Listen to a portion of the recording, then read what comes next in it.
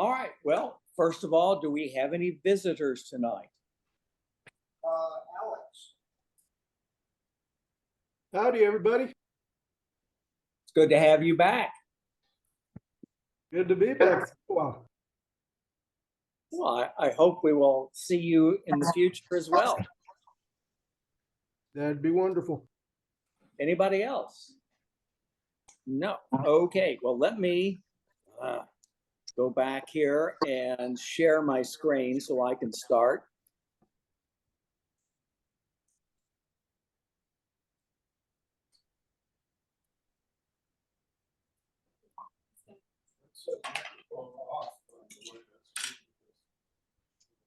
Oh, okay.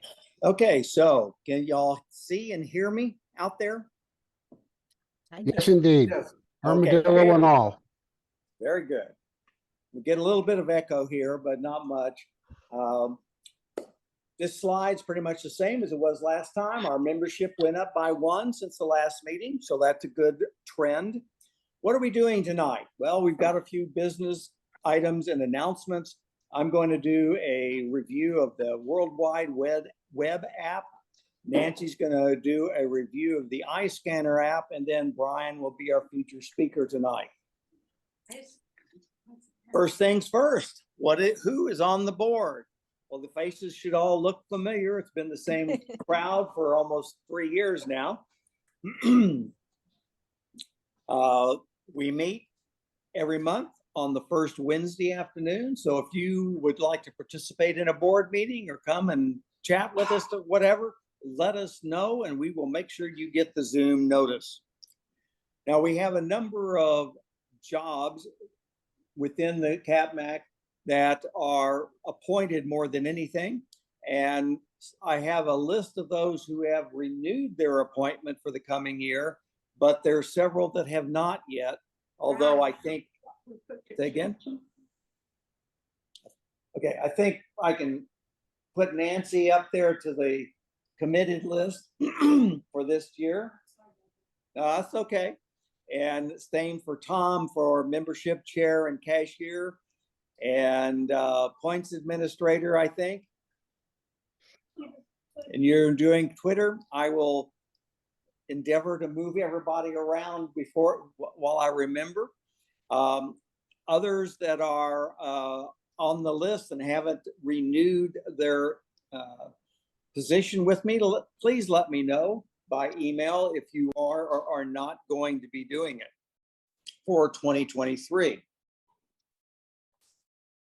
So this is probably something everyone knows, but since 2020, we've been recording our meetings when we've done them via Zoom.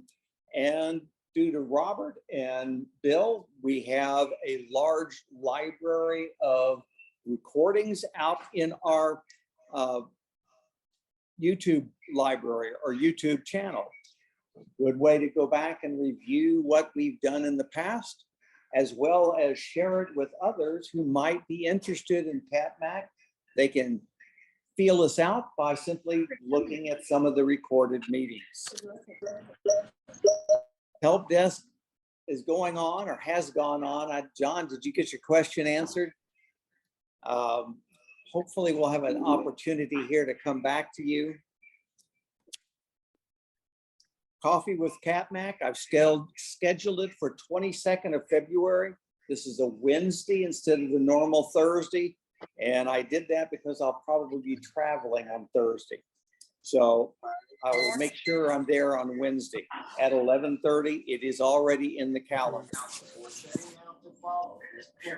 One thing I always ask is from our membership, do you have something to share? Nancy's going to share something tonight. I'm sharing something. Is there something you would like to be put on the agenda for at a future meeting? Is there an app you want to share with us? A tech tip you want to share? Anything like that you'd like to share with the members, let us know. That would be myself or Nathan, and we'll put you on the agenda in one of the months ahead. Now, there's a few things that I put together that are sort of news of interest, so I'll go through them pretty quickly. Now, this one isn't exactly tech, but I thought it was interesting. I heard about this site. WTF happened in 1971. I actually heard about it on a This Week in Tech from about 2 years ago. But if you go to this site, it's got gobs and gobs of data, just like this slide here on productivity versus compensation. And all of these slides show, or charts show, something odd happened then. It doesn't offer any explanations, but if you go to it, you want to look through it, there's a lot of data just to absorb, because something happened somewhere and the world shifted then. The site doesn't offer any explanations. It just says, here's all the data. Do with it what you want. And the URL is at the top of the screen. So it might be something some of you would like to check out in the future and spend some time looking at. Getting back to Mac, looking at something from Tech Today from January, this shows operating system share, and not unexpectedly, Mac OS shows up at about 5.5%. Relatively low. iOS at 17.25% or thereabouts. So that's not surprising, but it's very solid compared to some of the other vendors, and it stays pretty consistent. Looking at the wireless market, headphone market, Apple has a very respectable share because of its AirPods. And this was a slide I thought was particularly interesting, looking at PC market growth for last year. And every other vendor had a decline. Apple went up. It's the only vendor that went up in market share. And this sort of reiterates that other item about wireless headphone shipments and how Apple is the leader amongst the other vendors. Just mention again, there are some offers available to us from the Apple Mac user group organization. These are the same offers that we showed last time. I don't think they change much from month to month, maybe not even from year to year.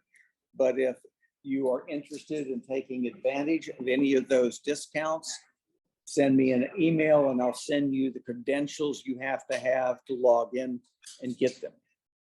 So that brings us up to tonight's program. And I wanted to talk about a little app I ran into the other day. It's called the World Wide Web app. Now, so what is that app? Well, basically, that app, if you install it on a Mac or an iOS device, allows that device to operate as a web server. You don't have to configure anything. You don't have to do anything other than you create a folder. Go over to this. Well, I'm getting ahead of myself. You create a folder, you put whatever HTML files and media you want in it, point this app to the folder and say run. And then now it serves it out over your local network. Doesn't do it over the world, but anything connected to the same router that this World Wide Web app is running on can get the material. And it goes on and on why it's here. It's just, historical. And what? A mathematics. And then there's a bunch of features for it. I thought it teach you mathematics. So how do you use it? As I say, you create a folder, you download the app. It is on the App Store for both the Mac and iOS. You point the app to the folder and hit start. And then you can visit that device using a specific URL, which is device name .local.:8080. And some of that's configurable, but that's what it is. So, for instance, is anyone here logged on with anything to Toki Joe's network? Okay, you'll be my guinea pig then. So if you go to that URL, John, you go to that URL on your device, you can pull up what I have served out.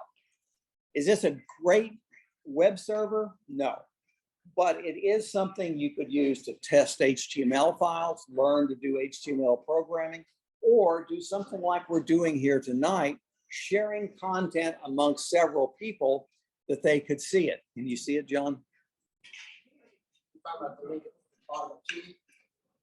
Right there.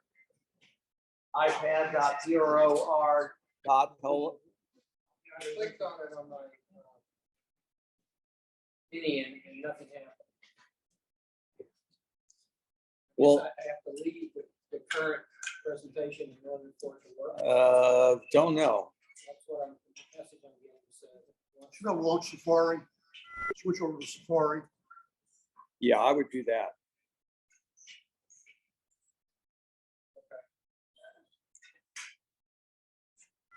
Not the URL of the address bar. Just popped in. Somebody's typing. Who's typing? That's me. I'm seeing what you're typing.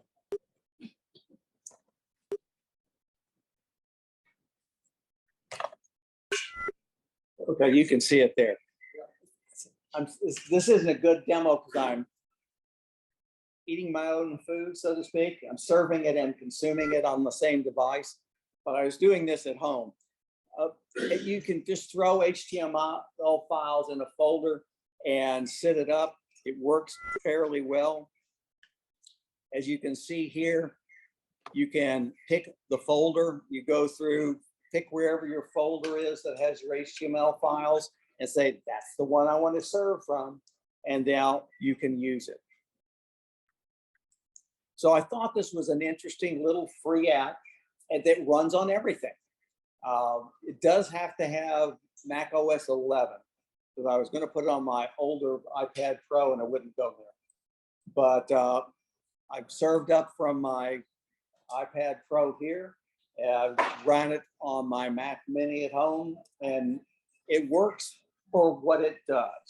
So I just wanted to share that as something if you're interested in learning how to do some web development, this is a good way to test it out. So anyone have any questions? Is there any way at all to make it work on World Wide Web? No. Because you have to go through the firewall and they won't go through the firewall of your router. You'd have to use something else and then use some sort of a proxy server or You could also have no. port, well, you could have port forwarding as long as your device is going to keep a consistent IP address. True. Port forwarding on the router would work.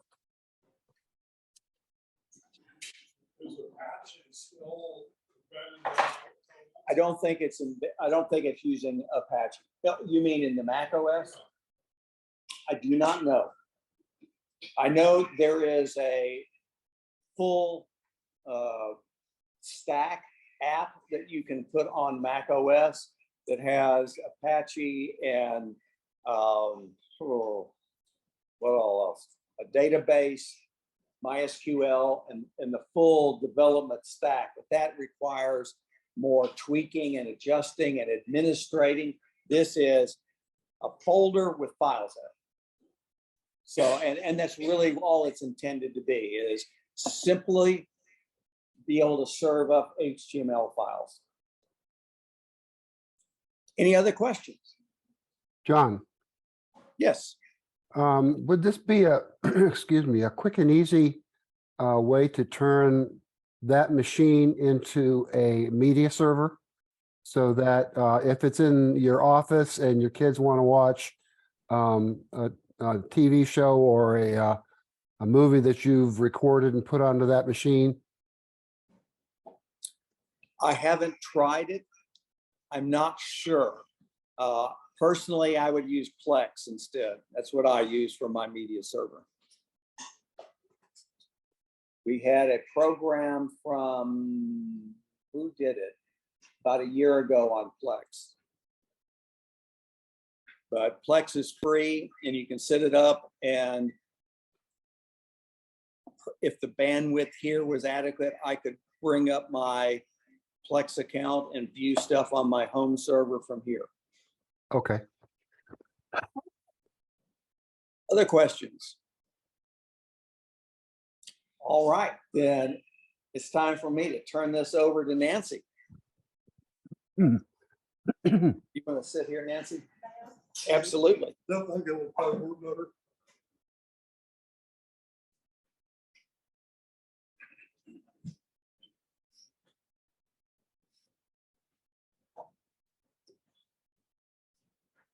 Hello, everybody.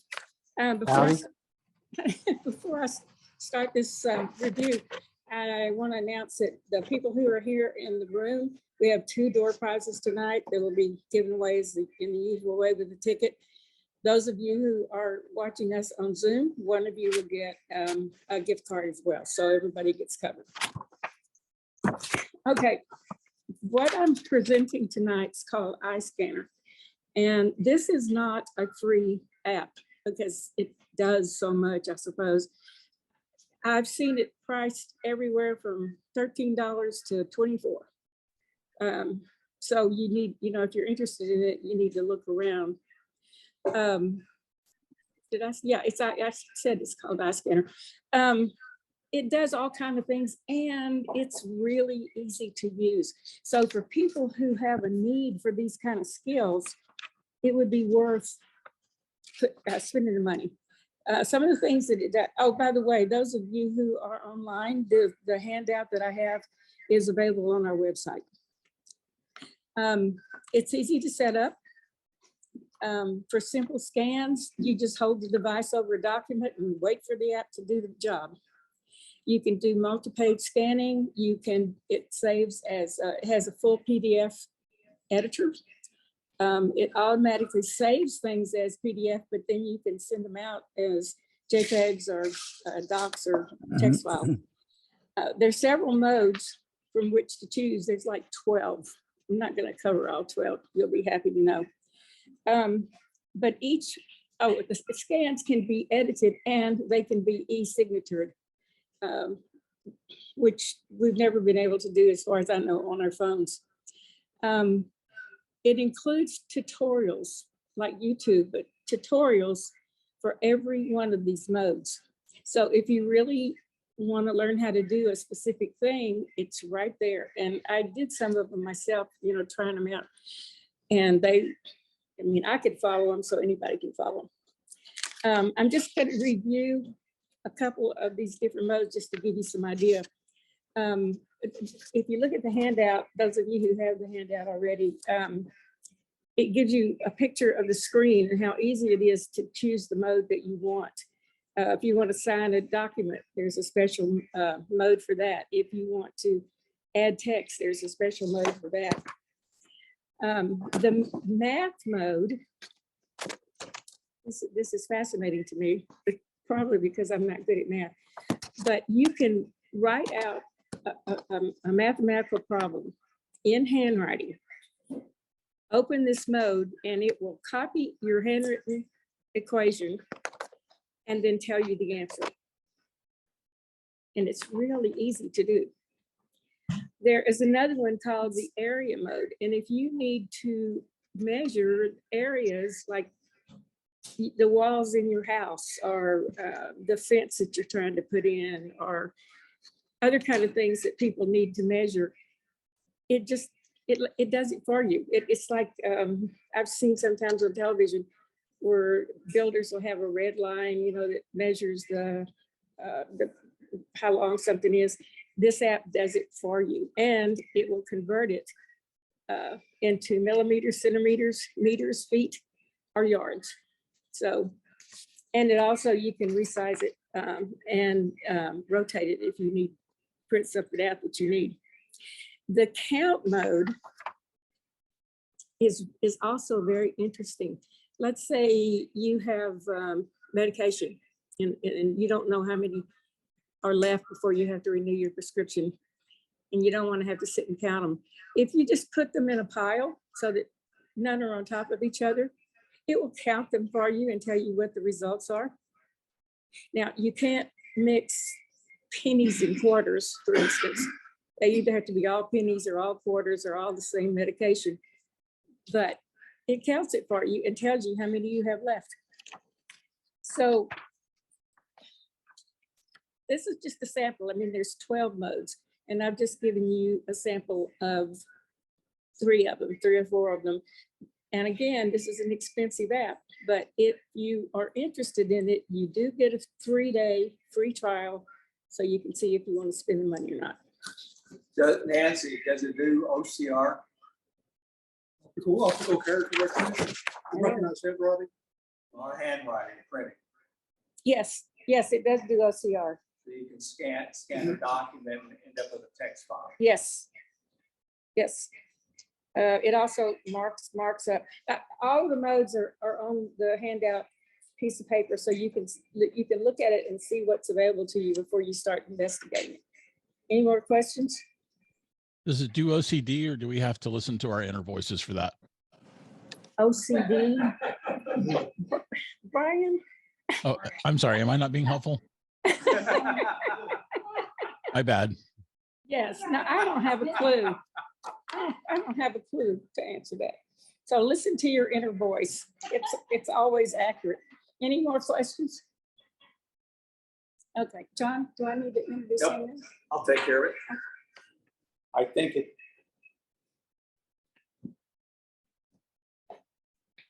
at this point, we just need to, if no one has any other questions.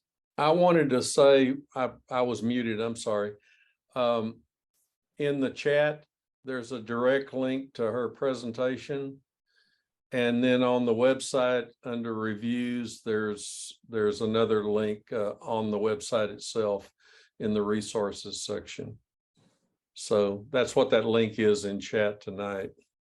I'm not seeing anything in chat. You may have come in late. No, I've been here since a little before 7. Let me Yeah, put it there's in nothing again. in the chat, Robert. There's something in the chat. It's so There The- is something The mine. chat went into place at 6:38. Oh, that was before I got here then. I'll put it in again just now. Yeah, I Oh. saw it pop up this time. Okay, so Thank you, Robert. you're welcome. Sorry about that. Probably should have waited till her presentation.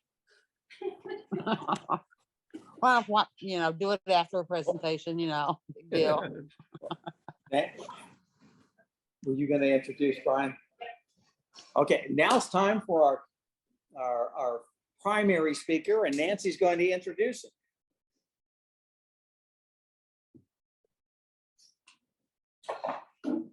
Yes, Nathan's not with us tonight, so I was asked to introduce Bryan. Bryan has been involved in the Mac world for 20, 25 years, maybe longer. I mean, I got my very first real computer because he did some computer work for somebody and he got paid with a computer instead of money. So he's been doing this for a long, long time. He was managing editor of the Mac Observer for about 15 years. They've sold the Mac Observer at this point, but it's still there. And he's currently involved in a website that That we offers don't people talk the about. That we don't Huh? talk about. That we don't talk Oh. about. that we don't talk about. Oh, Yeah. okay. No, we're not talking about that. I'll just emphasize how much he knows about Macs and the technology that goes along with it. And I'm looking forward to his presentation. Why, thank you, Mother. I would like to arrogantly and self-defensively point out that I was actually a co-founder and editor-in-chief of TMO. It was only for 23 years, though. But as you mentioned, we did sell it January a year ago. And I believe it's been since sold to new owners, too. So yeah, there you go. The Mac Observer, I love it, and it was my home for a very, very, very long time. Tonight, I talked to Nathan about talking about a couple things. One was the new Macs and the new processors that Apple has been introducing. And the other is sort of like the movement that is gaining steam for regulating the App Store. So let's start with the new Macs, and I'm going to kind of approach that from a different direction, because an interesting thing has happened, and it didn't just happen. Apple's been engineering it, and it like I have to go back to Steve Jobs coming back to Apple in 1998, and if you remember in 1998, and he was messing around with Apple in 1997, but 1998 rolls around and Apple changes the terms on which they were competing. Like the entire computer industry was predicated on price and megahertz, period. And this like nothing else really mattered. And Apple changed those rules. Show me a company. I mean, like there are just so few companies that can change the rules by which they compete just by simply doing something different and then having that work. And what Apple changed the rules to was to compete on lifestyle and design. And the shocking thing, now, admittedly, it took many, many years, if it's even stopped today, for the beleaguered label to leave Apple, for people to stop talking about Apple's impending doom. But almost immediately, Apple's fortunes began to change.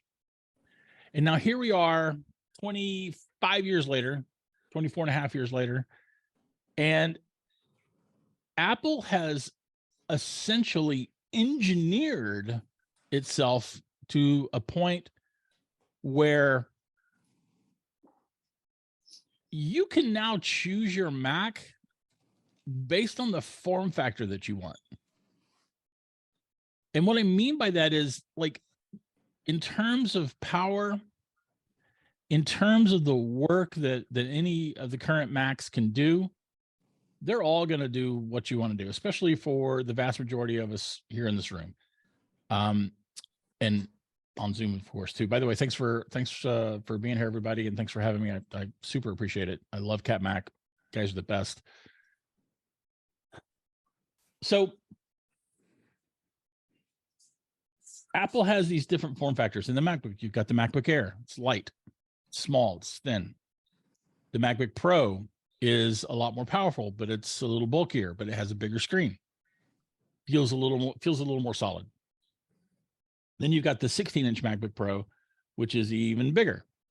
And some people want the big screen. Some people want the light mode. They just want the small, tiny device that they can carry with them wherever they go.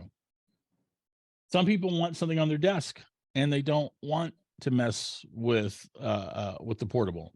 And maybe like I've got 2 of Apple Studio displays. I'm very lucky. I've got 2 of Apple Studio displays on my desk. I could drive both of those with almost any Mac that's available. I'm personally powering it with a Mac Studio that I hardly needed, but yay me, got it. And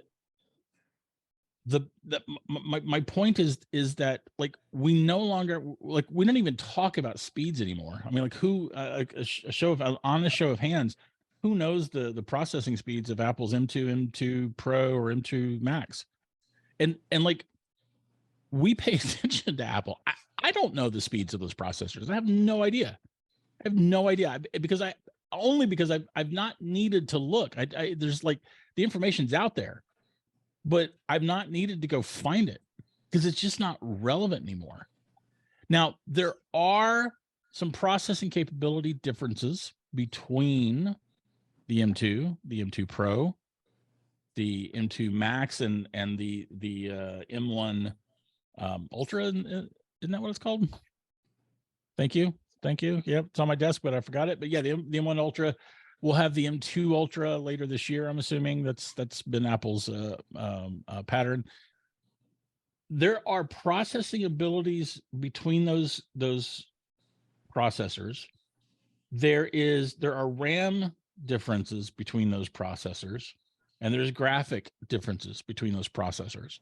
But those differences are going to be all but unnoticeable to the vast majority of people. The vast majority of people. So if there is a particular form factor that you want and you can afford it, get it. You're going to be good. You don't need to worry about it. You don't need to, don't second guess yourself as to, like, are you buying the right Mac? The right Mac at this point is the Mac that you want. And that is just such an interesting thing. It is such an interesting thing, as let alone comparing things to before Steve Jobs came back to Apple, but comparing it to the industry even for the last 20 years, 20 plus years since, 25 years. It is a different place. And Apple is the company that has made it all happen. And it is just so interesting to me. So with that in mind, if you do have heavy processor needs, in particular, I'm thinking video rendering, like if you're doing some professional video work, if you're doing professional image manipulation, yeah, you probably do want to get the Pro or the Max, and you always want to get as much RAM as you can. My personal advice to anyone is, pick that machine that you most want, equip it with the most processor that you can afford, and certainly the most RAM that you can afford, because with RAM at this point, I think like the biggest deal with RAM now is that the more you have, the longer your device will be useful. And the meaning that you can keep it on your desk, you can keep it on your lap, whatever, longer if you have more RAM, because eventually today's requirements for memory will be superseded by tomorrow's requirements, which will be heavier. So it also allows us like this.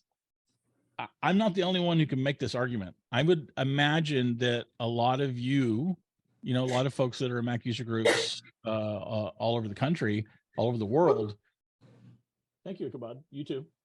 Are the kinds of folks who their friends and family might come to for some advice on what to get. And you can give the same advice. You pick the machine that you want, get it with the most RAM that you can get, and probably the most storage that you can afford, and you're good to go. And in fact, I would say that if your choice is between getting the like a MacBook Pro, the 14-inch MacBook Pro with less memory and less storage, or getting the 13-inch MacBook Air with more memory and more storage, most of the time I'm probably going to recommend that person get the MacBook Air. Because that's how I think that to me is the most important thing. It's memory and storage are probably the most important things today, because all the other machines are going to be are going to do you just fine. And a big part of this is that Apple has just leapfrogged the rest of the industry in terms of power consumption and processing power with its processors. And by including RAM on the chips, they're just so fast at this point. They're so fast at being able to handle data in and data out. It just becomes a situation where you just can't lose with what you're going to do. So that's like, to me, that's a much shorter dive into these new devices, because it's all just come down to this personal preference. And I would love to know if anyone has any questions on that concept or wants to argue with me.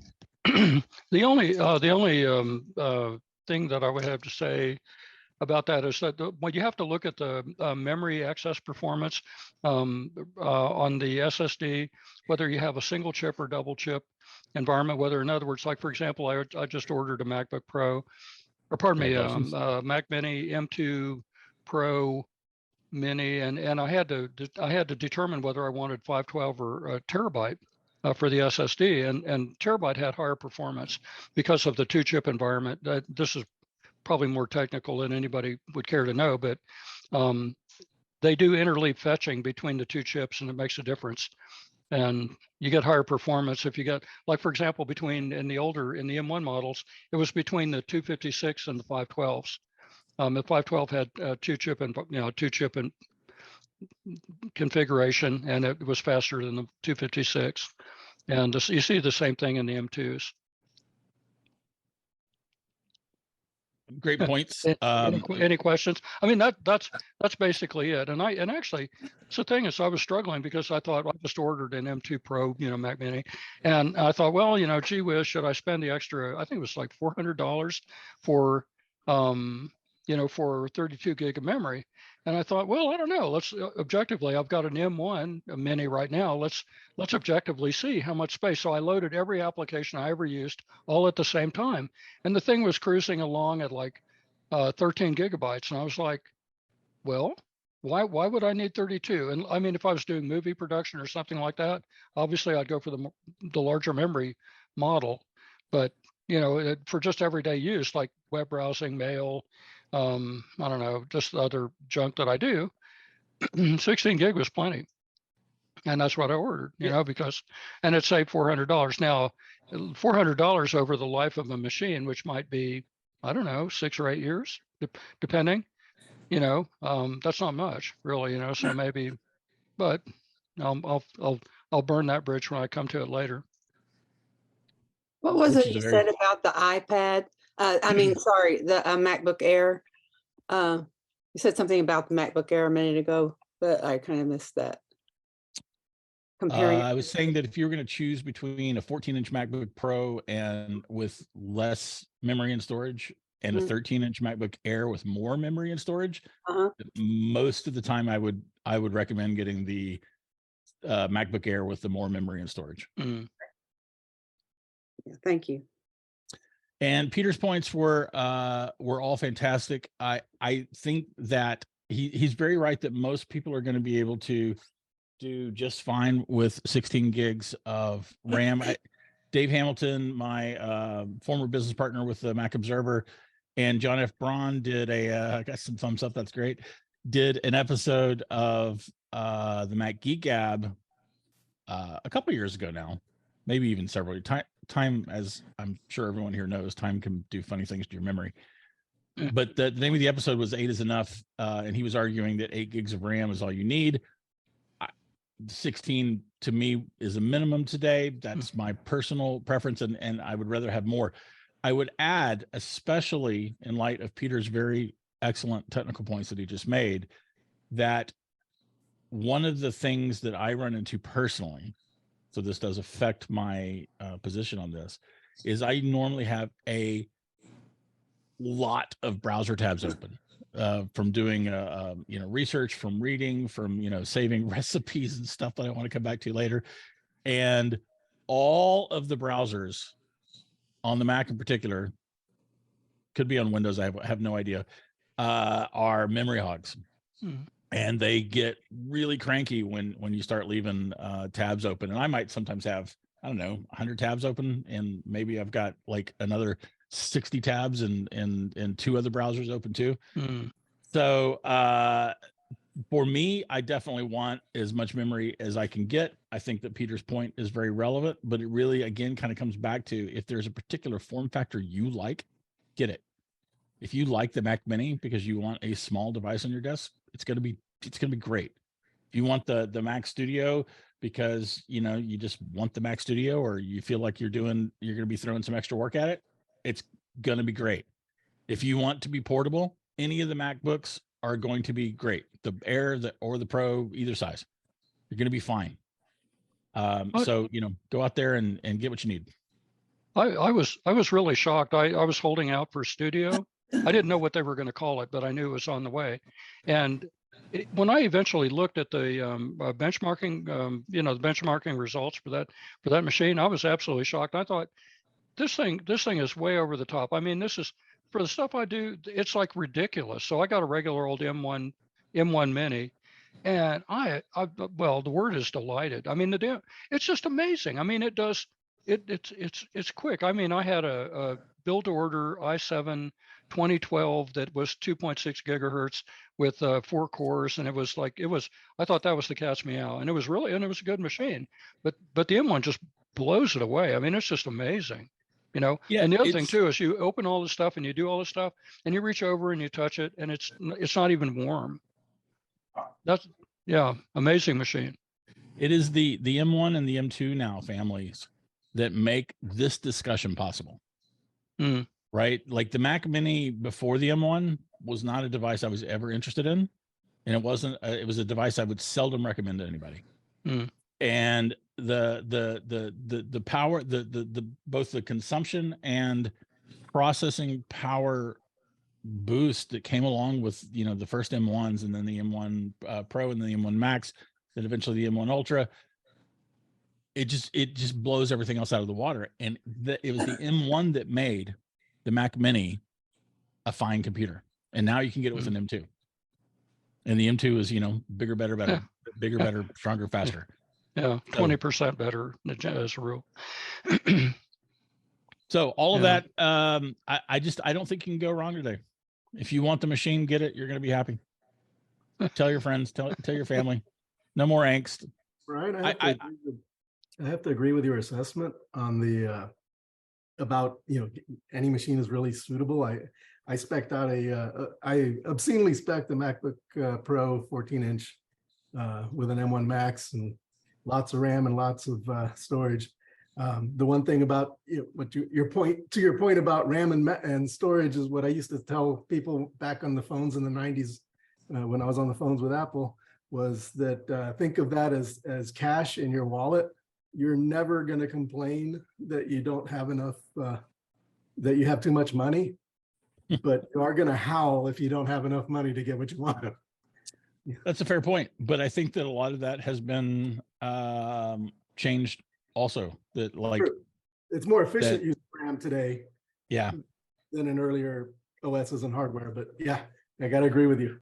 And there's one more little side point that I should make on this, because these processors have the RAM on the chip itself. It's all built into what's called the system on a chip. You can't change it. So what you buy is what you get, and it's what you're going to have, and it's what you're going to keep.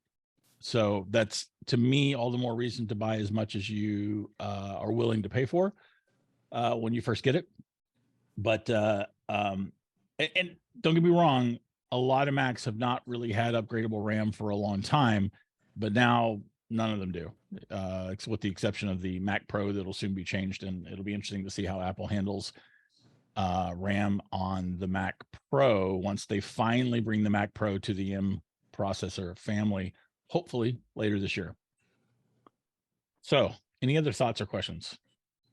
I guess the only other comment there is it's going to be interesting because the M2 Pro, and I believe I think they have an M2 Max out now. I believe. Max was yes. Yeah, and I think that's the thing is I see people the technical folks scratching their heads and going, well, what are they going to do for the if you will the Mac Pro, the traditional, whatever, the garbage can configuration or whatever, or the ones that they have now, which are cheese grater looking machines. It's going to be interesting to see what they do with that, because boy, it's a hard act to follow. I mean, you look at the performance of the M1 Ultras and eventually the M2 Ultras. Holy moly, these things are burners. I mean, they just, I don't know. I mean, a friend of mine works for Intel. I work for Intel too, and we were work buddies. And Intel's fortunes aren't doing that great, because they're confronted with things like this, and it's a difficult. I mean, you look at the power consumption and you look at the performance, and it's just horrendous. These things are really impressive machines, architecturally. I mean, the other thing too, I looked at a tear down on an M2 Mini, M2 Pro Mini, and the motherboard is tiny. I mean, it's the size of a couple of decks of cards. You know, it's not very big at all. It's really amazing. It's quite an engineering accomplishment. Yeah, I agree with that. And since I ordered one, I noticed that very consistently, the order time from the time you place the order until you receive your order is consistently about 3 weeks. Day by day, every couple of days, they bump it up, and it's about 3 weeks. And I suspect what we're going to find is that they're fab bound. In other words, TSMC, the guys that are actually making the chips, that are fabbing the chips over in the TSMC fab over in Taiwan, they're production bound. In other words, these things are hugely popular and selling like hotcakes, and they just can't make enough of them. That's my guess. I would agree with that. It's very probable. It could be there's another component shortage that's tying things up, but and it's also possible they're just trying to ride Apple's trying to ride things as closely as they can. But you know, we do still have supply chain issues around the world, and those will probably persist for at least the next 12 to 24 months. So we'll see. Well, I was holding out for a refurb, but I gave up. Yeah. Well, as complicated as cars and computers are, it's not just one supply chain, it's a couple dozen. It's a fair point. It's a fair point. All right, let's move on. Any other questions, comments on this? This is like, you know, we have collectively, again, folks here in this meeting, folks there at Poke Joe's, we have all put a lot of time and energy into worrying about which Mac we're going to buy over the years, like a whole lot. So, you know, I kind of feel like this is a fairly important topic. And I mean, like, if you have a thought on this, let's hear it. All right. Looks like we got that sorted. Good to go. Okay, let's move on to App Store regulation. And I'll give you the short version up front. Apple is probably almost assuredly going to be forced to open up its iOS devices to third-party app stores without penalty. And it's probably going to be forced to do that. The EU is going to do it. It looks like Japan is going to do it. I don't think the US would force Apple to do that, although there is such a, you know, big tech has become the quote unquote big tech has become the bad guy for a lot of different forces in the world of politics. And it's conceivable that Apple would want to be, that someone would want to, you know, go get Apple on this front because they can here in the US. So I'm not going to rule it out in the US, but I think it's certainly coming to the EU and it's certainly coming to Japan. And what this is going to mean is that we, the users, at least in those markets, would be able to download and purchase apps, get subscriptions, do payments through systems that aren't Apple controlled. Now, I have a lot of very mixed feelings on that. Choice is theoretically a good thing for consumers to have. But what drives me nuts about this particular issue is that it is Apple's control over the App Store. It is Apple's control over App Store payment systems, and it is Apple's control over the updating and vetting process of apps that has made mobile apps as successful as they are today. And now that success is at hand, other parties that are not Apple want, you know, their piece of the pie. They want to carve out a piece of the pie and slap their name on it. And the Epic, the company that makes Fortnite, has been one of the biggest leaders in the charge against Apple to make it stop. Hold on, I'm going to cough, so I'm going to mute.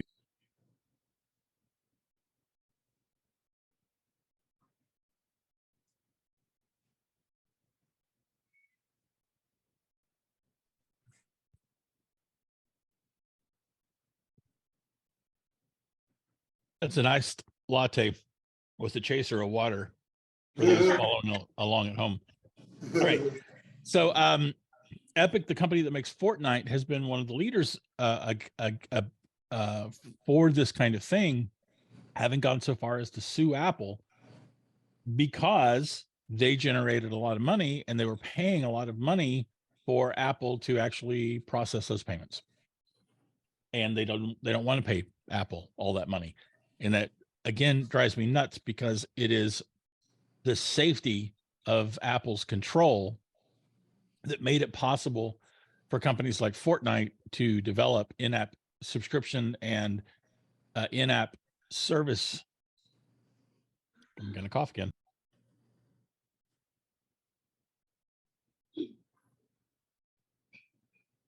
And in-app services, in particular Fortnite, it's all about buying skins so that your character can look a certain way.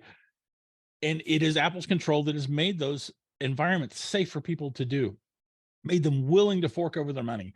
And again, now that they have been able to utilize all those tools and environment that Apple has put into place, now they want to be able to bypass it and not pay Apple. So on the other hand, Apple has been taking 30% for a long time. Most retailers will take 30%, and Apple provides this enormous amount of, I don't know. This topic can definitely chat my hide, but it's coming.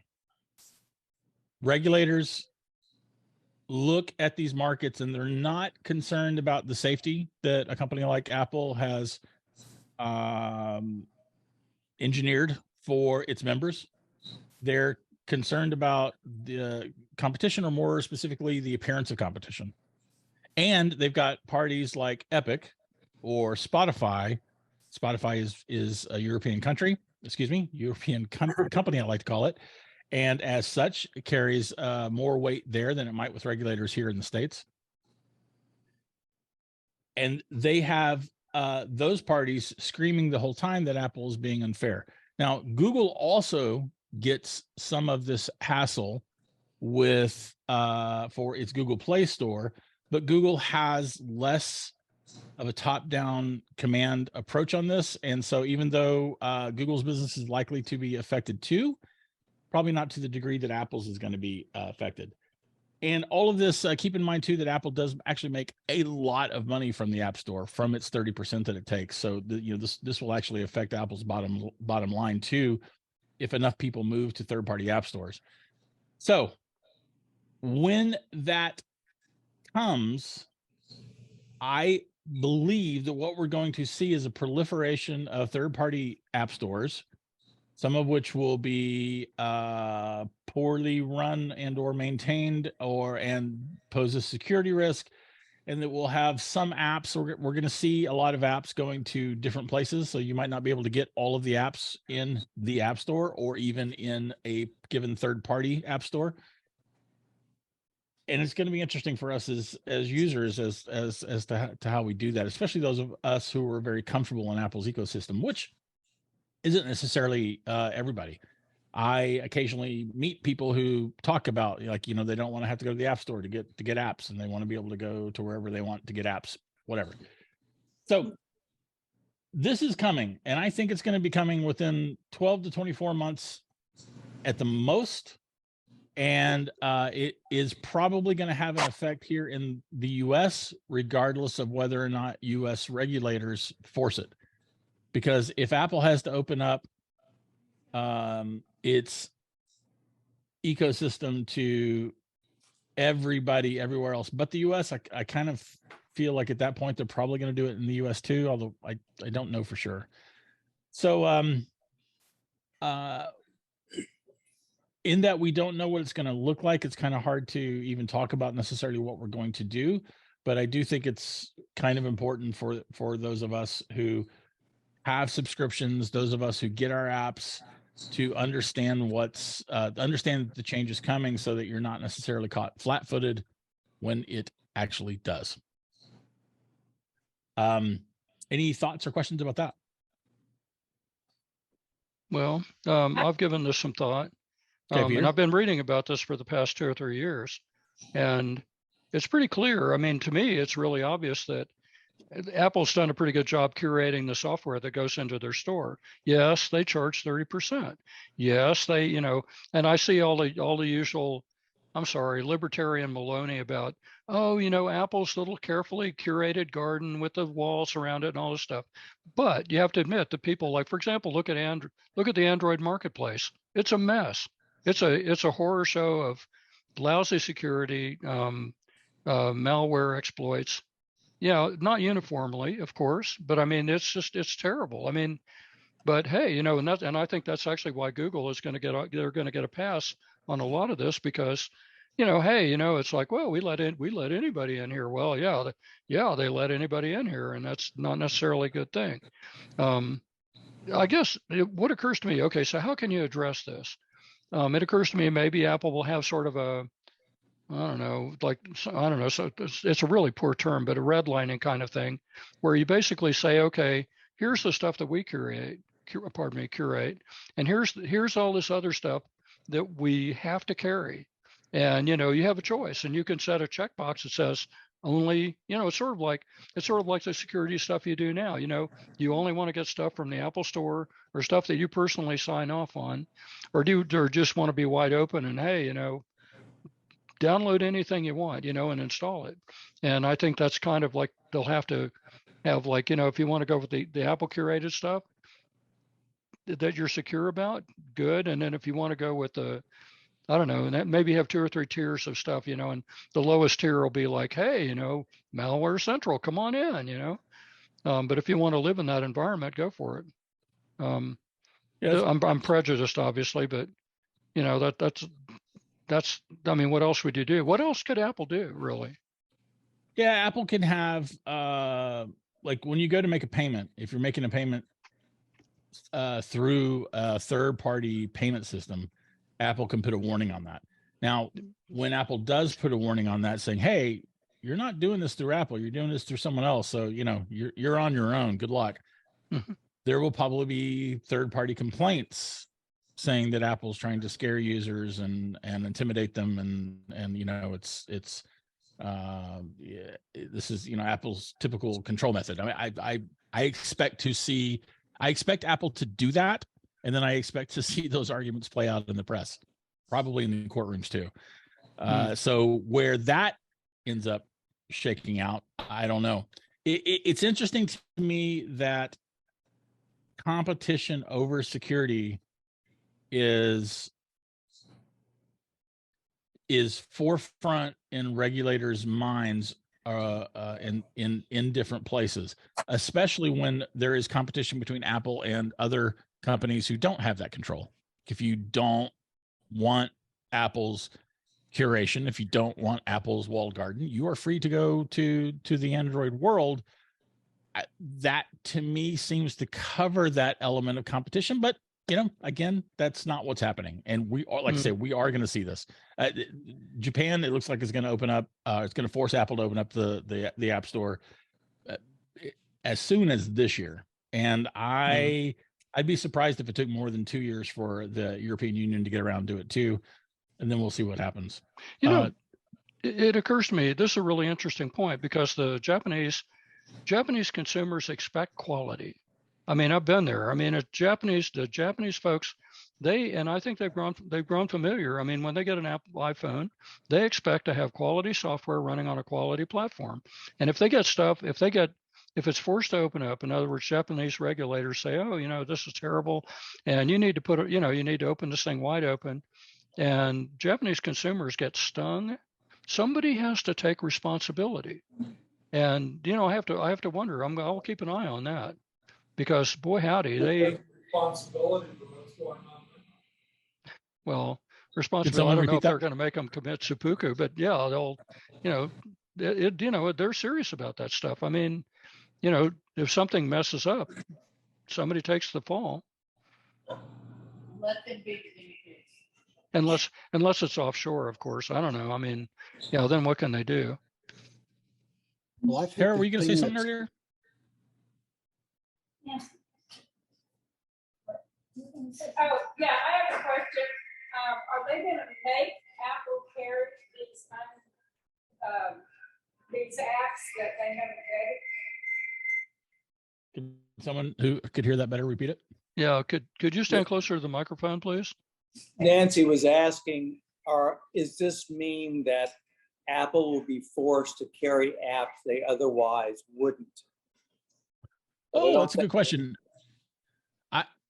What Apple will be forced to do is to stop putting OS blocks that prevent apps that come from places other than the App Store from running. So this would allow you to install a third-party app store, or even just to go to a third-party website that offers apps and pay for them and download them from those sources. Right now, if you try to do that, unless you have in some way rooted or otherwise compromised your iOS device, Ichabod is very excited about this, so I'm sorry. They won't run.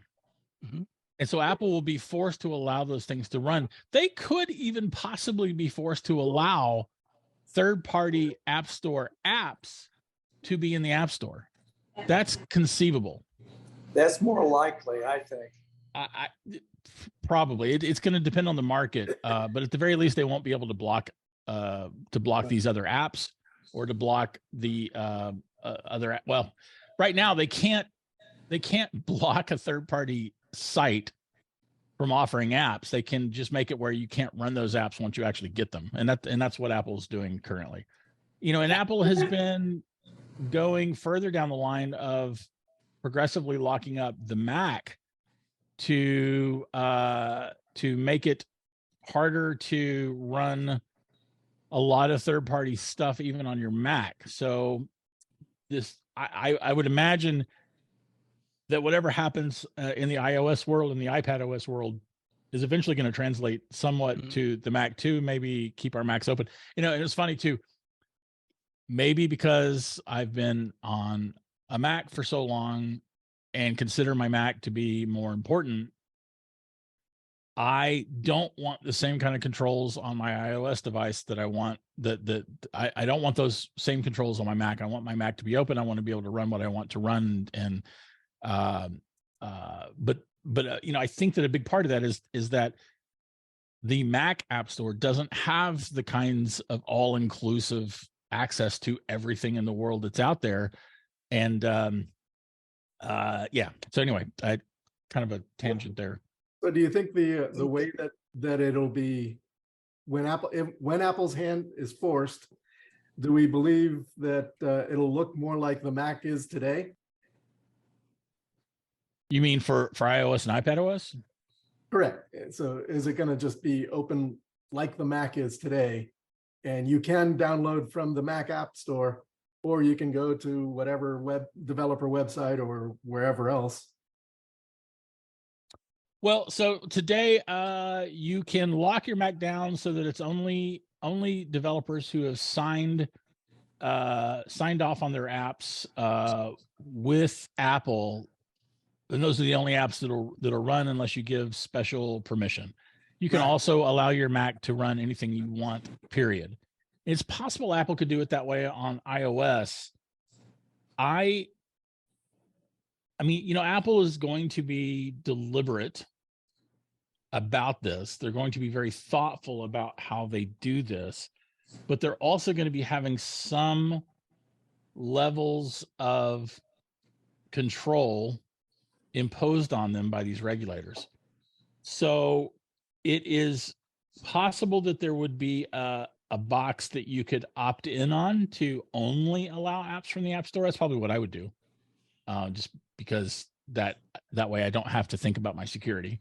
And I'm also have different app needs on my iOS and iPad OS devices than I do on my Mac. Or it's possible that Apple could even make it opt out.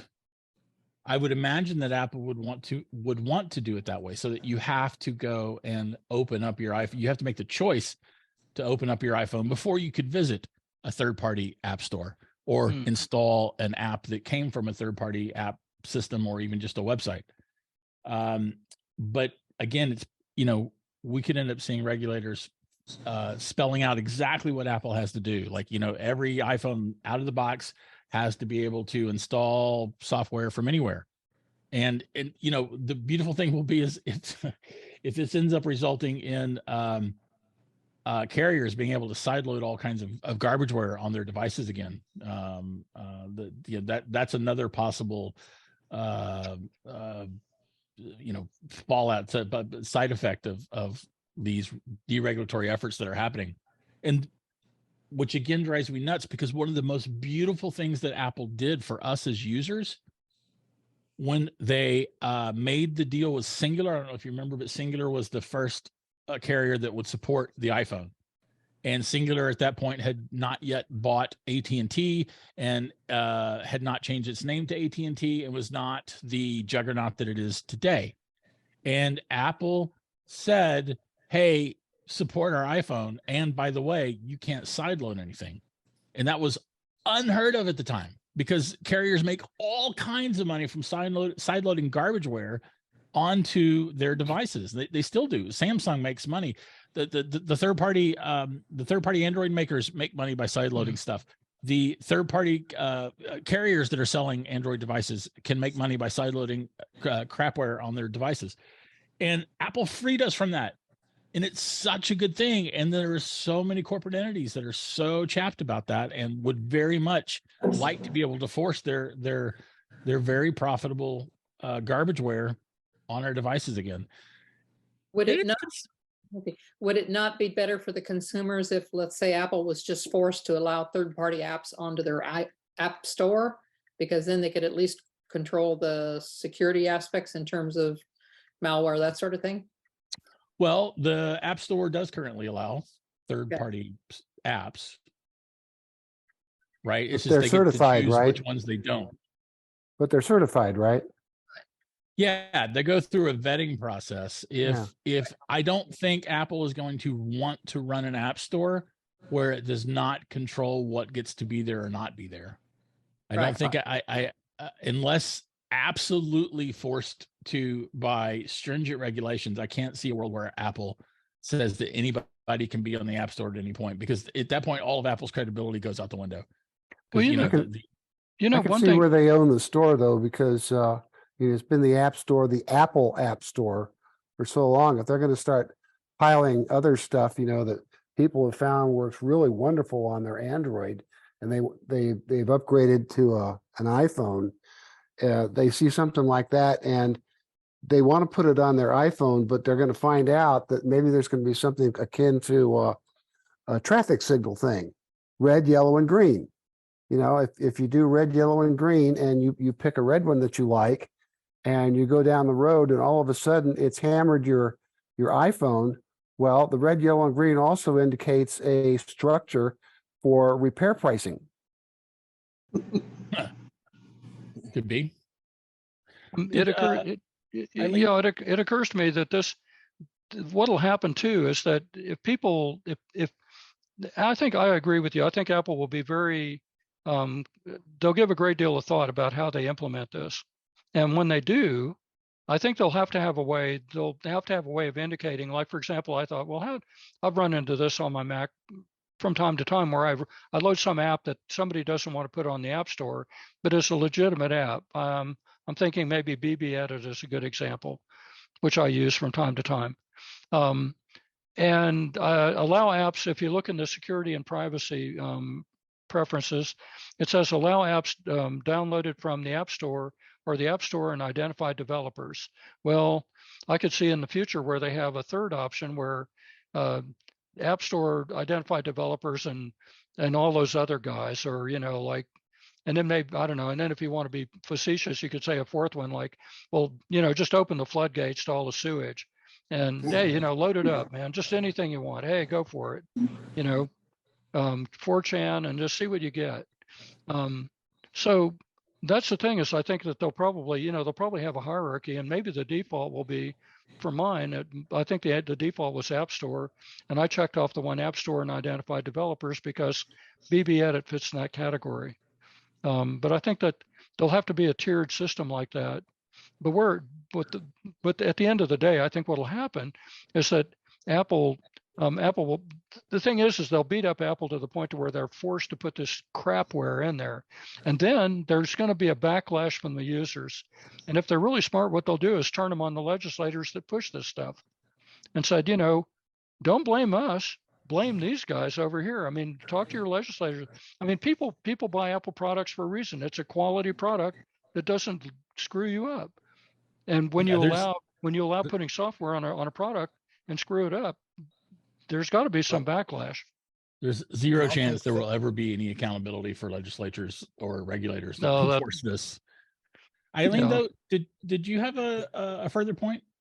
No, I wanted to make the point that I think that if there is going to be something that turns the regulators around, it is the security of surveillance opportunity that opening up the iPhone to third-party apps that are not checked out by Apple opens to, say, the Chinese services, the FSB in Russia, that these are the kinds of things that are going to be on people's minds more and more, as we're seeing now with the surveillance balloon that came over the US, that sort of thing.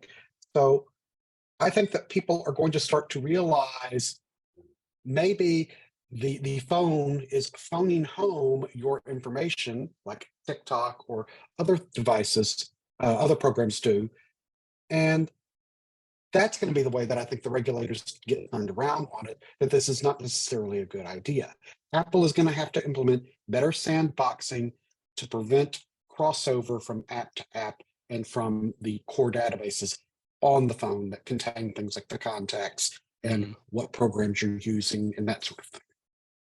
Yeah, to Craig's point, privacy and security are going to become even more important to Apple and probably to Google as well, because Google is probably going to have some kind of additional regulation pushed onto them too.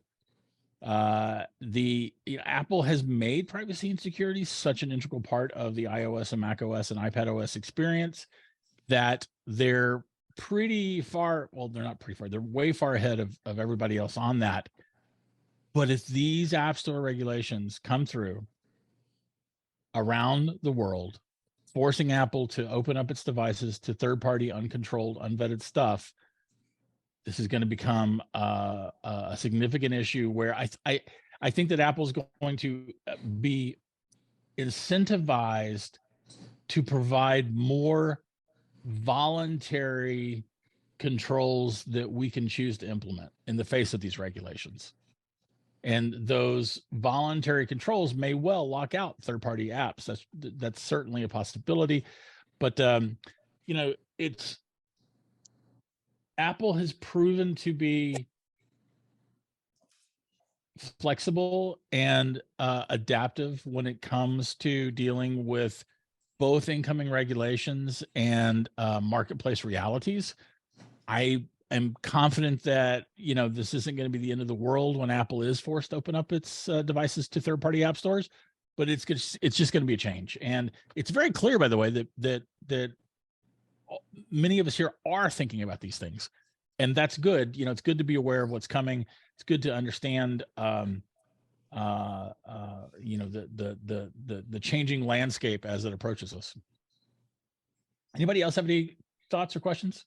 I was just thinking that's what the antitrust suit that they've brought, I think, in the EU against Apple. Is that the antitrust? They're trying to open Apple up. Yeah, there is a lot of regulatory pressure on Apple. Everything from being in the EU in particular. And to me, the EU does a much better job of protecting consumer interests. Sometimes I think they're trying to cut their nose off to spite their face. For instance, one of the big things that's happening in the EU right now is forcing all device makers for mobile devices to have the same plug for power. Because the idea is that consumers end up being saddled with all of these various power supplies that are soon useless, and cords, and nothing interoperates, and oh my God, it's a travesty. The problem to me there is that if you tell the marketplace that it has to solidify around some open standard, you're not going to have any progress there. And, for a USB-C is really, really good today. But before USB-C, the absolute best connection in the marketplace for data and charging was Apple's Lightning. And yeah, it was proprietary. And yeah, it had an expense because it was proprietary. And yeah, Apple was able to control it, but it was better. Like Lightning compared to micro USB. I mean, how many people have ever had to like plug in some kind of device to a micro USB charging connection to charge it? It's awful. And I worry about where things could get stuck if powerful. Yes. Yeah. If we were in that situation 30 years ago, everything would still be running on SCSI. Yes. Yes. That is an excellent way to summarize that. And we don't want that. And we want companies to be able to innovate for things like this. And that's my worry on that kind of regulation. But otherwise, I think that with massive exceptions like that, the EU does a much better job of protecting consumers than US regulators. But I don't know. I had a point. It's gone. Sorry about that. Well, since the UK has left the EU, maybe it's a good thing, because otherwise maybe we'd have to adopt English electric connections, which are simply unbelievable. True. Any other thoughts or comments? I suspect that the way this would play out is that your phone would be able to talk to other app stores from third parties, and some apps might leave, like maybe the Apple vetted walled garden for another garden, be it walled or not. I like the fact that the stuff in the Apple in the iOS App Store is not only vetted, but vetted by Apple, who has their entire business model is staked on being trusted for privacy, for integrity, for security. And these other third-party app stores, I don't know that I can trust them. And I figure I'm the tech support for my family, and I'm probably gonna, at least in the early stages, forbid them from downloading from third-party apps with only making exceptions on a case-by-case basis. Yeah, it's a fair point. And I think that an even more important aspect of this is the payment systems. Because like right now, if you download an app and then you make an in-app purchase, and that in-app purchase is not what it was supposed to be, or actually really for any reason whatsoever, you can actually contact Apple and get your money back. I don't know if y'all knew that, but you can. Yeah, there's a support system through the App Store where you can contact Apple and you can say, I want my money back for this app, and they'll ask you why, and they might challenge you. Maybe they won't. Maybe they'll give you some of your money back. Maybe they'll give you all of your money back. Maybe they'll give none of it back. But you could probably get your money back for an app, especially when that company has done something shady or wrong. When your money is being paid through a third-party service, that's not going to happen unless they provide some kind of support system. And that's not going to happen because they're going to be predicated on lowest cost possible. That's one of the things that we get for that 30% cut we as consumers get, and to a lesser extent, even the companies get, is they have this infrastructure, the support infrastructure that Apple provides. And we won't have that. We also won't have the security of what happens with our credit card numbers when they're going through a third-party payment processor.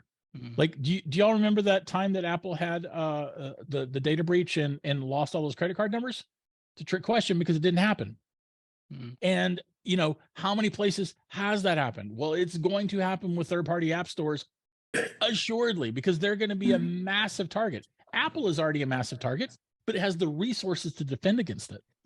Right? These third-party companies that are going to spring up to provide these kinds of services for app developers, they're going to be targets, and they're going to be less equipped to deal with them, and there's going to end up being problems. And that is very concerning. Like I, for one, would very much want my money to keep going through Apple. And you know, and another thing too, like just being able to cancel a subscription. Like I've got subscriptions to like seemingly all of the streaming services, for good or for ill. And I can go and manage all of that through the music app and or from my iOS devices or my iPad, and I can cancel anything that I want to cancel. Well, when you have your subscriptions, you know, scattered amongst a variety of different services, good luck actually tracking them down and getting everything canceled, especially when some of those places are probably not going to really care about whether or not you can find a way to cancel them. So these are all things that are going to be facing consumers, and a lot of consumers know a lot less than folks like us, who are really kind of paying attention to everything that Apple does. So it's going to be interesting to see where it goes. Despite my complaints just now, I will iterate that I don't think it'll be the end of the world, but it will be a change. And in some ways, I think it'll be changed. It's not for the best, but we'll see.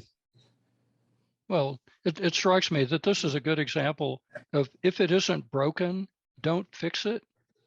You know, I mean, they've been running an excellent shop. They have a proven track record. And now these guys, oh yeah, we need like all these whiners out there. It's lobbying. That's what did it. I think they lobbied the right people, and now we're going to get what we get. And, well, oh boy, I would argue, Peter, that from their viewpoint, it is broken because Apple gets this 30% that they don't deserve. Well, yeah, but that's their. It's not my viewpoint, but it's their viewpoint. Well, yeah, but who's, well, okay, but who, well, anyway, yeah. Listen, you and I are on the same team here. I'm just pointing out I know, that, I got it. Yeah. Yeah. All right. This is the most interactive presentation I've done. And quite frankly, I thoroughly loved it. And I appreciate everybody's time and attention. How long am I supposed to go? I think I've been going for 50 minutes. We can go longer if you want, or we can cut it here. Is there something else that you folks want to talk about? Because you know me, I don't necessarily have to know what I'm talking about to do a splendid job of doing so. Absolutely. Are you going to buy your mom a car, an Apple car, when it comes out? I am gonna maybe buy myself an Apple car when it comes out. We'll see about her. But I'm the one who helped talk her into to getting rid of her smart car. So y'all can blame me if there's an issue there. I love you, Mom. Yeah. Well, Right. I don't, yeah. What about all this VR stuff we hear about? I mean, I'm not entirely convinced I need to live in the metaverse yet. Well, you don't yet because it's not a thing yet. This is another topic that's actually near and dear to my heart. AR and okay, let's actually start with separating AR and VR. AR is augmented reality, and VR is virtual reality. Augmented reality to me is the more important topic, the more important technology. So imagine that you've got glasses on, and those glasses can have directions for where you're going. So you're walking down the street and you can have little arrows popping up. You can have Yelp reviews popping up. You look over at a company's sign and a Yelp review might pop up. You can have people's names. Like imagine being able to, like you're meeting someone, right? You're like you meet them on the street and you know their name, but you just can't remember. I struggle with names. I have like all these memories about someone, about who they are, about the things we did, about the things that they said, about the kind of person they are. I can't remember their name. But like, what if their name could appear on my glasses or eventually on my contact lenses? And then you cut. What if you have to have your glasses to see? Well, Yeah. Okay. All right. So you can do this sort of thing, or you will be able to do augmented reality on glasses that are corrective, that have corrective lenses. So to be corrective lenses with the augmented reality overlay, or again, contact lenses that are bifocals. You can even do it with bifocals. Where it would be on your lower bifocals or your upper bifocals. Sure. Yeah, absolutely. And there's going to be no end to the ways that companies like Apple and other companies figure out how to be able to deliver us this information. What we don't want is for everybody to be walking around with goggles covering their face, right? That's ridiculous. We also don't want, at least I don't think we want, and I believe that Google with Google Glass, I think that they proved this, we don't want to be walking around and be filmed by people, like without our permission, because their glasses are filming us. But we do want these glasses to know where we are and be able to sense our oh, hi buddy. Zoom bomb. Zoom bomb. To sense our presence, to know where we are, sense our surroundings, and be able to provide us useful information. You could imagine there is a lot of potential for good here, and there's also a lot of potential for bad here, because one of the very first things I think that would happen would be social networks dedicated to rating people. So when you walk down the street, you get this social media rating for this person. And there will be movies and books galore written about the horrors that can come from that kind of development. But I think that that's outweighed by the potential. Again, seeing like a menu for a restaurant, seeing the reviews, seeing the last time that you were there, seeing how long they've been open, seeing their health code, their health department rating before you ever go inside. That would be super useful. Getting those directions, getting like I need a curry powder, and I'm walking in a city and I don't know the stores that are anywhere around me. Well, the information of which stores are selling, curry powders or spices or whatever it is, that information could be presented to you when you let your device know, hey, I need some curry powder, and so I'm going to walk along until I find a store that sells this curry powder. That is potentially super useful, and it is being overlaid on your vision and not replacing your vision.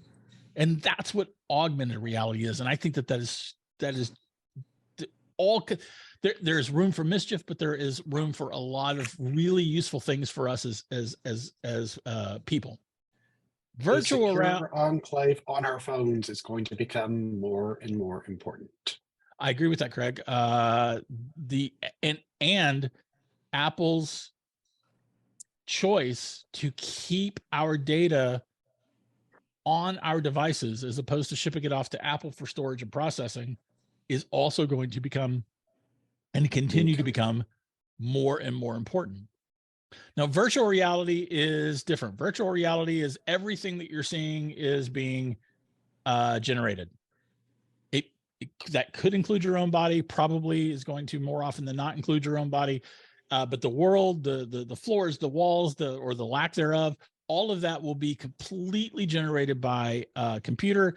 And it's a way for you to exist in a world that doesn't actually exist, where augmented reality is simply enhancing access to your information in the real world. So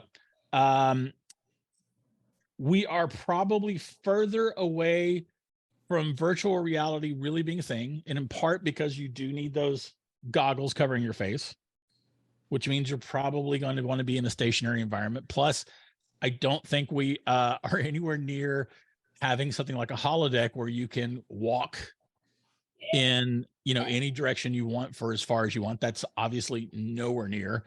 And I don't know if you've seen any of the kinds of videos where someone might be like, they'll be strapped in and they'll be on a special kind of treadmill, and it allows them to walk or run in any particular direction. That stuff is being worked on. I don't think the vast majority of people are going to want to do it. I don't think the vast majority of people could afford it because it's not cheap to do it well. But that stuff is coming. And I do think that we have seen that people have enough interest in being able to meet other people in environments where they control their own presentation, where they control their own appearance, where they control the environment itself.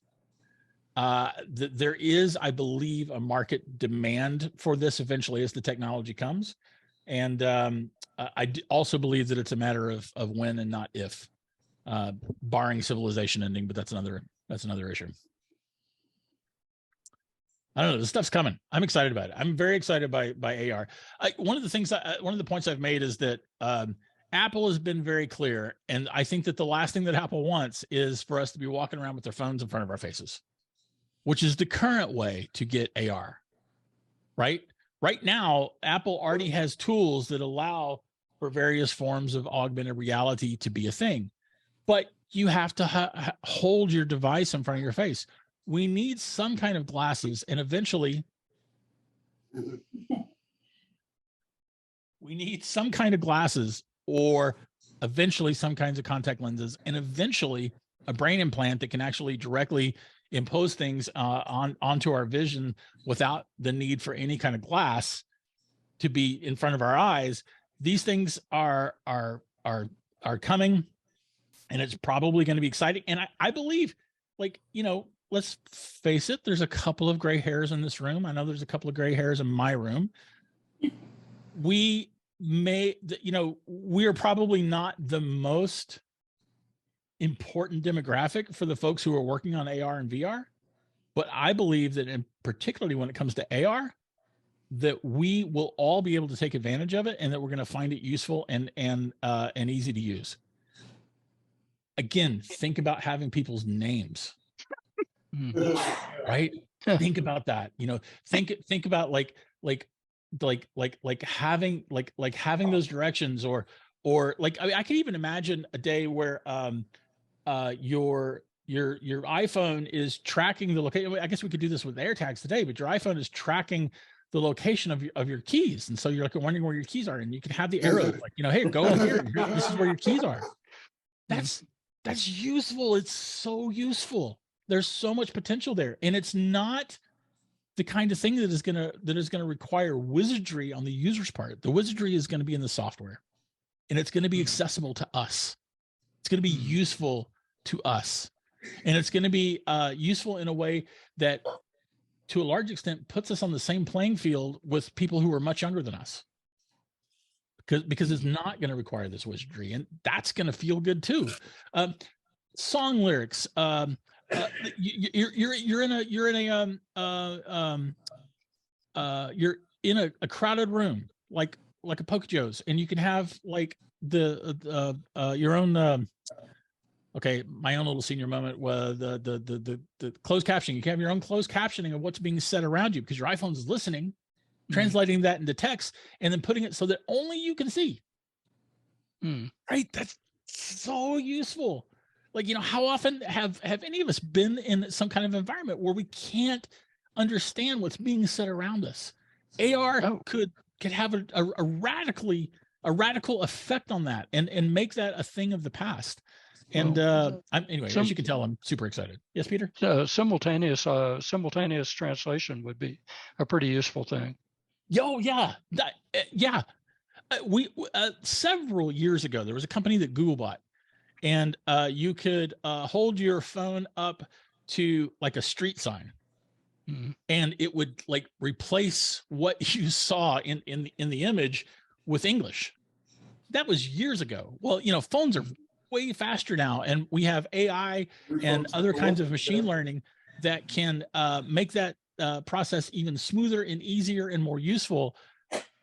Again, if it was on your glasses so that only you could see it, all the better. You don't need to worry about being. It would make traveling in a foreign land so much easier. Someone starts speaking at you, like, like a street hawker starts speaking at you, and you can understand it because you can read the closed captioning. That's amazing. Can't wait. Can't wait. I really appreciate you articulating some of the ways that this could be valuable, because generally a lot of the hype, I kind of like, everyone's looking at their phone. They're not even having those human interactions, when you're standing in line, that are really important to just talk to somebody. I've been at the airport and try to find one person that's not glued to their little glowing box. But I can see a couple things. One, useful information. Two, lots of distractions. Yeah. But sometimes floundering in a foreign land is part of the experience. I've seen simultaneous translations that are really not accurate. So there is opportunity for, like, what did you say? But I really appreciate you showing your enthusiasm about it, because I think I was getting a little closed-minded about how is this of value to me. And it really, having people's names pop up and things like that, okay, I'm going for it. It's funny. That's the one thing when I mentioned, when lights start flashing and, clicking and turning on in everybody's eyes, it's because it's the thing that affects, almost everybody is trying to remember a name. You mentioned something I thought was very important. Being able to interact with people without always being connected. Thank you. Apple, like what some Apple executives said about Apple Watch, I don't know, 3 or 4 years ago. Again, time does funny things to memories. Is how one of the reasons why they developed Apple Watch is because too many people had their heads in their iPhones, right? And Apple, the company benefiting from people having their heads in their iPhones, wanted to come up with some kind of way of making it easier for us not to have our heads in our iPhones. And it would not surprise me if Apple's path toward augmented reality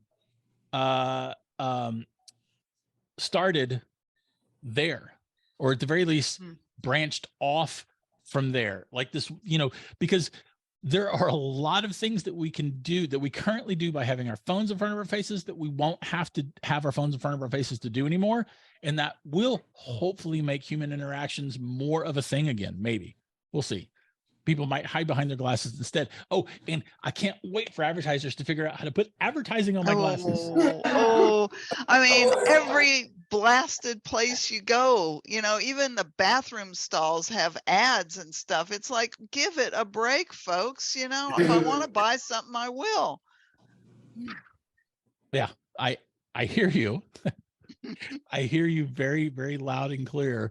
But what's going to happen, I think, on ads with AR is that there will be ad supported services. So if you want the service on your AR glasses, you're going to have to hopefully would have the option of paying for it. But we would if you want the service, you get the ads on your glasses. I personally would choose not to do that out of principle, but I don't know. Lots of people want something that they consider to be free when it's not free because we're the product, but that's another topic for another day. That wouldn't take any time to discuss. Or we'll just quickly unpack that. So Bryan, you mentioned everyone looking at screens.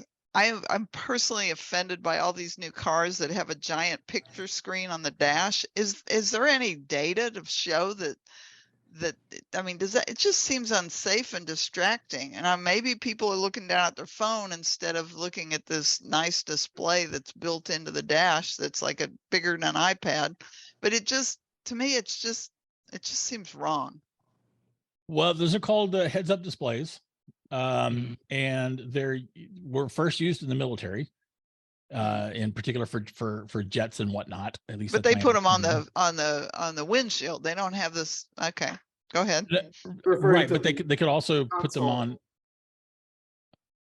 Who said what? I was saying she was referring to the console, like in the center of a Tesla dash, as opposed to the heads. Are you talking about having stuff projected on your windshield, or are you talking about having stuff on a second display? Something you can touch on your display. Well, So the heads up displays that are projected onto windshields, I believe, are safer because they mostly contain information that you currently have to move your eyes further from the road to see, be it your iPhone if you don't have CarPlay, or the CarPlay display if you do, or even the dash for checking your speed and such. If you can have all of that information projected onto your dash so that you're only having to lower your eyes a little bit without actually taking them off the road, I think the data, I am guessing the data shows that that is substantially safer than what we are doing today, having the CarPlay display, having the iPhone display, having the dashboard even with our speedometer on it. I actually see that as progress, and I think at some point most cars will have it, Ginger. So you're talking about the separate display or the heads up display on the windshield, which is what I think fighter pilots have. Yeah. Projecting stuff onto the windshield, which there are a few cars that have that now. My current Really? car has it. My current car has a heads-up display that's got minimal stuff like my speed and how hard I'm accelerating. It's a plug-in hybrid, so it's got minimal information down low, like around the hood area of when I'm looking out the windshield. And then I also have a iPad, so to speak, thing in the center of my Toyota's dash, and that's where I do the stereo and the some of the other car settings, and having to do a touchscreen instead of big knobs that I used to have to, I could turn a big knob to do, or push a few buttons to change radio stations. Now I have to do a touchscreen that I have to look at. So Yeah, the I think that's what touchscreen, Ginger, yeah, I think that's go what ahead. Ginger was talking about, is the thing, in between the air conditioning vents and the shifter knob. And you get these big screens and they're entertainment systems. And whether or not they've got the pixels angled towards the passenger so the driver cannot even see it is just fine with me, because they're going to be leaning over and trying to put in the route that they want to go to get their ice cream, or they're going to be wanting to know what their gas mileage is, or they want to be, deciding which station they're going to listen to on XFM or any Or of that reading a stuff. book while they're driving. Yeah, there are so many distractions built into that it's a wonder that they haven't come up as one of the categories of accidents. Folks, I I know we've got a big discussion going here, and from past experience, it would run well past 9 o'clock, but I'm afraid Pokey Joe's closes at 9. So we need to wrap up so we can be out of here. In that case, thank you, everybody. It was very, very great. much. I really Thank appreciate you being you, here. Bryan. Thank you, Bryan. Thank you. Great discussion. I'm going to go back to muting then. Bryan, I like your new hat. Yes, we all like your hat, Bryan. All right, folks, we're going to wrap it up. Robert, why don't you go ahead and stop the recording, and we will, gotta look at my hair now. We're going to stop this. We'll do the local drawing. Otherwise, we will see the